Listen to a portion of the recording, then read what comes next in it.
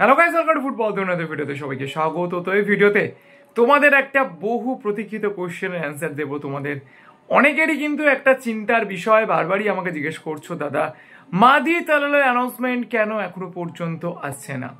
তো আমি কালকে লাইভেও বলেছি, অনেকে কমেন্ট করেও বলেছি যে মাদি তালালের সঙ্গে কিন্তু ওয়েস্ট বেঙ্গল মানে এপ্রিল মাসেই 2 বছরের কন্ট্রাক্ট কমপ্লিট করে ফেলে।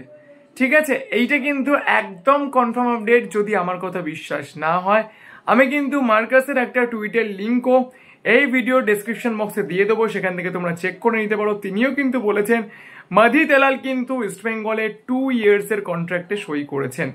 এবার কেন এখনো পর্যন্ত অ্যানাউন্সমেন্ট আসছে না, এখানে বেশ কিছু কারণ থাকতে পারে। প্রথমত প্লেয়ারদেরকে রেজিস্ট্রেশনের ব্যাপার থেকে প্রয়োজনীয় কাগজপত্র এআইএফএফ এবং এফএসডিএল এর কাছে পাঠাতে হয়, এবং তারপরে আরও কিছু ব্যাপার স্যাপার থাকে, কীরকমভাবে প্লেয়ারটিকে প্রেজেন্ট করা হবে। তার কারণ মাদি তালাল কিন্তু একটা ভীষণ ভালো এবং বড় সাইনিং, তো তার প্রেজেন্টেশনের একটা ব্যাপার রয়েছে। তো সব মিলিয়ে কিন্তু তার অ্যানাউন্সমেন্টটা দেরি হচ্ছে।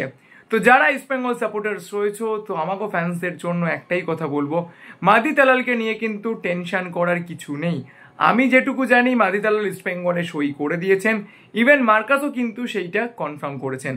তো অ্যানাউন্সমেন্ট কিন্তু যখন তখন চলে আসতে পারে, ইভেন কালকেও আসতে পারে, যে কোনো দিনই তাকে অ্যানাউন্স কিন্তু করতে পারে ইস্ট বেঙ্গলের রিক্রুটিং টিম।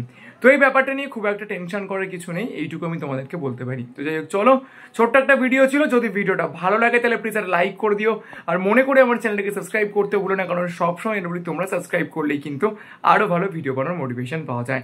তো চলো, এখন আমাদের এই পর্যন্তই, দেখা হচ্ছে পরের ভিডিওতে।